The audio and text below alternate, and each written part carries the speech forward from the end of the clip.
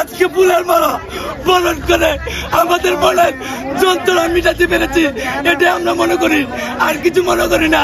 আমাদের ভাই আমাদের এখন উন্নত মানের হবে। আমরা চাই যে আমাদের দেওবন্দি খুব আগের মধ্যে যেটা ছিল সেটা থাকবে না, এখন খুব সুন্দর হবে, সুন্দর পরিপাটি হবে। যে আমরা যে কোনো নেতা ছাড়া না, আমরা যে পুলা পান অনেক পরিবর্তন চাই। হ্যাঁ বলেন আঙ্কেল, আপনি আমার শোনা যে আমরা যে কাজটা করেছি, আমরা পুলা পান যে কাজটা করেছি দেওবন্দির বুকে।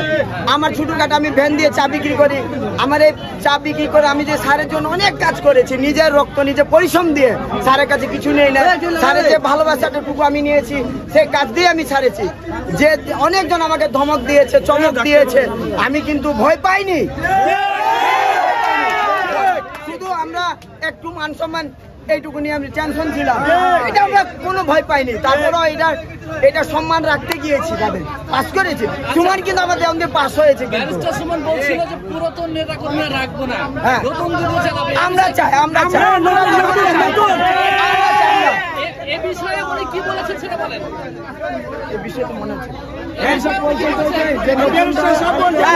এখন নতুন নেতা নতুন কমিটি হবে, নতুন কমিটি গঠন হবে, আমাদের নতুন কর্মী হবে, আমাদের নেতা বাদ দেওয়া হবে। সুমন ভাই নতুন যত কর্মী আছে সবাই অংশগ্রহণ করবে, আমাদের অফিসার কর্মী থাকবে।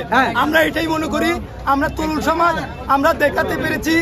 আমরা অভিজ্ঞ চুনারঘাট মাধবপুরে তরুণ সমাজে অনেক খাটাখাটনি করেছে। আমার ভাই এখন আমাদেরকে সান্ত্বনা দিয়েছে, আজকে ফুলের মালা বরণ করে আমাদের মনের যন্ত্রণা মিটাতে পেরেছি, এটা আমরা মনে করি, আর কিছু মনে করি না। আমাদের ভাই আমাদের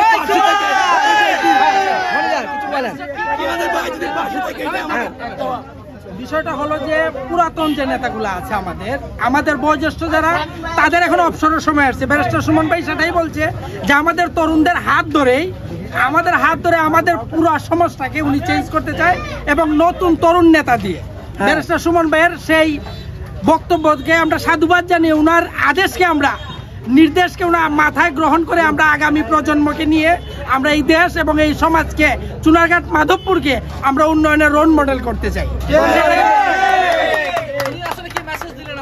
আপনাদের মেসেজ দিচ্ছেন উনি যে বাগানের শ্রমিক যে ভালোবাসা ওনাকে দিয়ে গিয়েছে, তাদের প্রতি উনি কৃতজ্ঞতা জানিয়েছেন।